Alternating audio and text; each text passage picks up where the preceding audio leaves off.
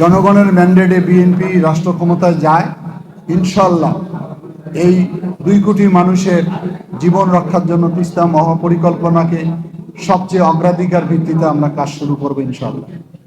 তিস্তা মহাপরিকল্পনা আমাদের রংপুরের 2 কোটি মানুষের জীবন সংগ্রামের অংশ। আমরা এই অন্তর্বর্তীকালীন সরকারকে দীর্ঘ 1.5 বছর যাবত বহু আন্দোলনে আমরা অংশগ্রহণ করেছি। সেই অংশগ্রহণের মধ্য দিয়ে সরকার আমাদেরকে বারবার আশ্বস্ত করেছিল যে তারা মহাপরিকল্পনার কাজ শুরু করবে।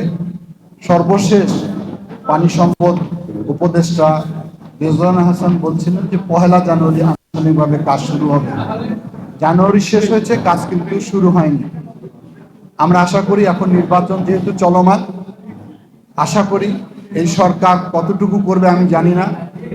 আমরা যেহেতু জনগণের কাছে প্রতিশ্রুতিবদ্ধ, যদি জনগণের ম্যান্ডেটে বিএনপি রাষ্ট্র ক্ষমতায় যায়, ইনশাল্লাহ এই 2 কোটি মানুষের জীবন রক্ষার জন্য তিস্তা মহাপরিকল্পনাকে সবচেয়ে অগ্রাধিকার ভিত্তিতে আমরা কাজ শুরু করব ইনশাল্লাহ।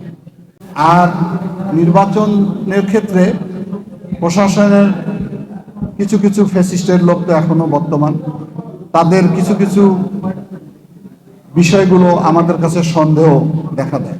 আমরা আশা করি অনেক রক্তপাতের মধ্য দিয়ে জাতি একটি শান্তিপূর্ণ, অবাধ, প্রতিযোগিতামূলক নির্বাচনের আকাঙ্ক্ষা নিয়ে অপেক্ষা করছে, যাতে এই নির্বাচনকে কারো কারণে ভুলণ্ঠিত না হয়, কোনো ষড়যন্ত্র যাতে নষ্ট না হয়, সেই জন্য আমরা যেন সবাই সজাগ থাকি।